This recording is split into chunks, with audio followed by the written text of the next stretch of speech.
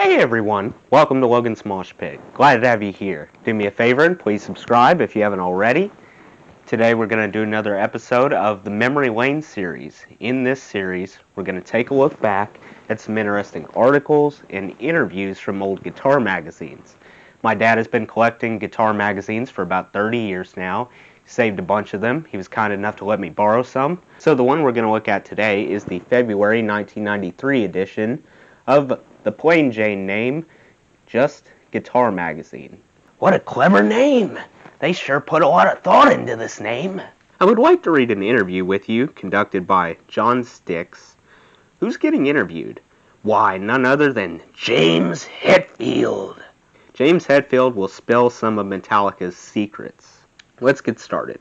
Were you aware of when you started shredding your influences and sounding like yourself? Well, as you go along, time tells. On your next album, it shows if you're developing your own style or not, or if you're just kind of lost, going around like, say, the Cult. You can't tell what they're doing. Was there a song you wrote where you thought, hey, I've got something? The first album. We had been playing those songs for 2 years in clubs, so when the second album came out, it was really a big step, and it sounded like that. For a song, I'd say Fade to Black on Ride the Lightning. Pretty much the whole album, Ride the Lightning. When you're writing, is tone important? Definitely. If you don't have the right sound, it's really hard to get inspired with writing any kind of thing. If you don't have a pretty crunchy tone, it's kind of hard to write a heavy riff, you know? Do you write while cranking the boogie through the Marshall bottom, or is it with the practice amp? It's pretty much a practice amp because backstage we've got those little Marshall things. I put it on 10 and we fiddle around. Many musicians write on the road and others don't. What about you? Well, we come up with the basis for a song, like riffs or song titles or certain lines vocally, but as far as actually sitting down and arranging the song, we'd rather focus on... I'm going to turn the page. Focus on what we're doing on the road. Where do lyrics ideas come from? Movies, books, conversations? Certain people have turned me on to things. On the Metallica album, there's a lot from within, instead of stepping back and looking at outside things. But I'd rather watch a movie than read a book. I'm really not into reading so much. Has there actually been a movie that influenced a song? Oh, there's loads. Sad But True and the movie Magic. You know, the guy from Silence of the Lambs, Anthony Hopkins. That was an earlier flick of his and Anne Margaret. It's about a split personality and evil's taking over at wrong times.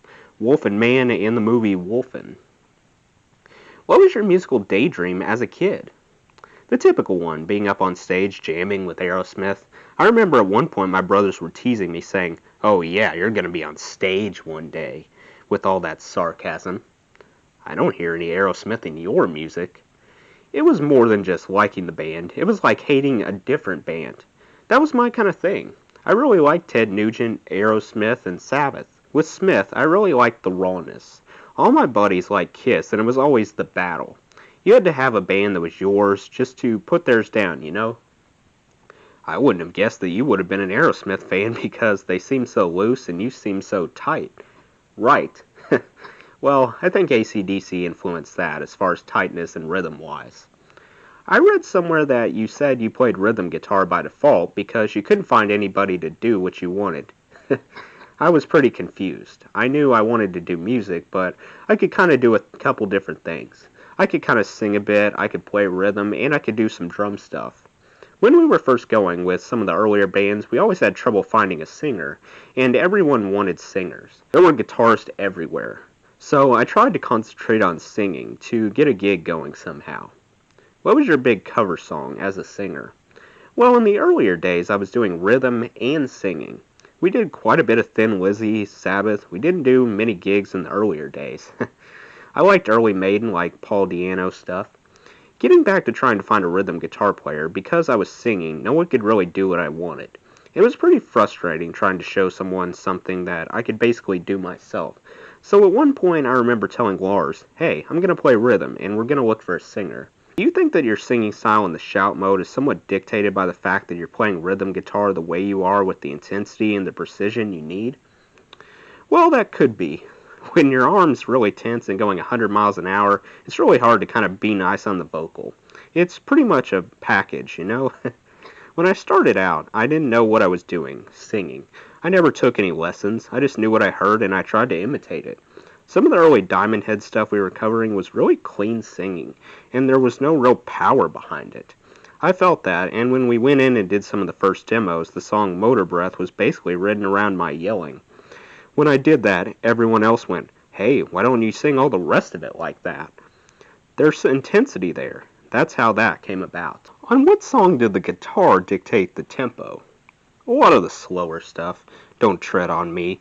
If it's too quick, the riff doesn't feel right. It's a little too rush sounding. Sad But True is another one.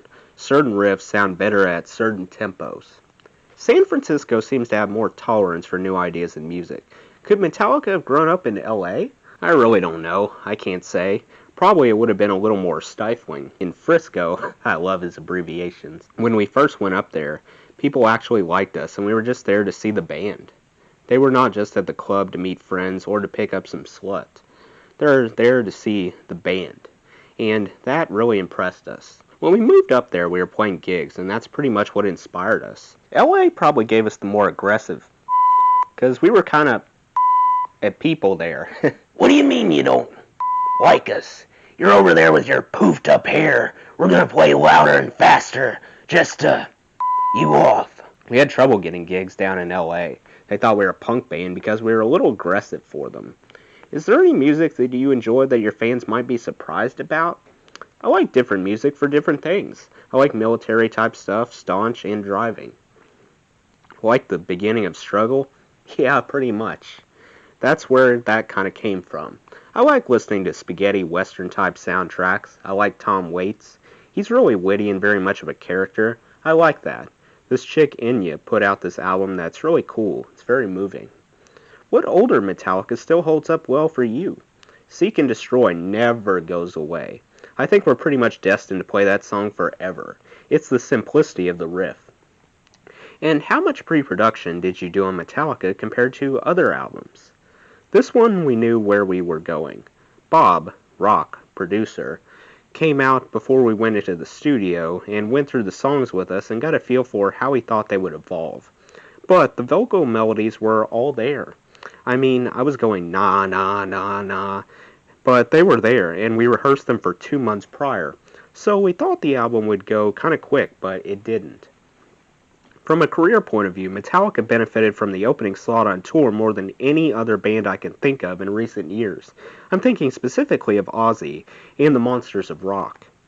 Those were the two that really got us going. It was really cool of Ozzy to do that. He let us put up the whole stage, the crosses, the monsters, and all that crap. We crushed on that tour. Last question. Why do you think other bands haven't been able to capitalize on that slot as well as you did? I think we were really different to a lot of people, especially on the Monsters of Rock. There were a lot of bands that were rock and roll, and we were a little more opinionated on how our style was, and people really liked that aggression, especially in that live situation. That and some of our shirts. They liked the ugly shirts. Those two particular opening slots really helped us a lot. And when we take support acts out, we want to do the same thing for them, but I think our fans are a little more dedicated to us, and only us, than some other bands' fans, and they're not too receptive to support acts. Get off, we want to see Metallica. Well, that's the end of the interview with James Hetfield. Did you learn anything new about Metallica? Let me know in the comments below. That does it for today's video, guys. I hope you enjoyed. Make sure to like, comment, and subscribe if you haven't already. I really appreciate the support. I'll see you next time. Until then, rock on.